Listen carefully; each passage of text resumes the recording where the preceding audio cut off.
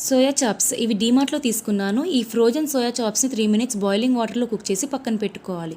కొంచెం చల్లగా అయిన తర్వాత స్టిక్స్ నుంచి చాప్స్ సెపరేట్ చేసి కొంచెం ఆయిల్ వేసుకుని 2 సైడ్స్ క్రిస్పీగా వేయించుకోవాలి.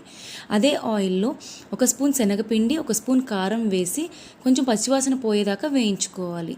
తర్వాత కట్ చేసుకున్న సోయా చాప్స్లో ఈ కారం శనగపిండి మిశ్రమం వేసి ఆనియన్స్, క్యాప్సికమ్ ఇలా కర్డ్ని వడగట్టుకుని హంగ్ కర్డ్లాగా తీసుకుని జీలకర్ర పౌడర్, గరం మసాలా, కారం, ఆమ్చూర్ పౌడర్, మిరియాల పొడి, ధనియాల పొడి, అల్లం వెల్లుల్లిపాయ పేస్ట్, చాట్ మసాలా, కొంచెం కసూరి మేతి వేసి ఇట్లా కలుపుకోవాలి. కలుపుకున్న వాటిని వుడెన్ స్టిక్స్కి ఇట్లా అరేంజ్ చేసుకుని సిమ్లో పెట్టుకుని టిక్కాలాగా కాల్చుకోవాలి.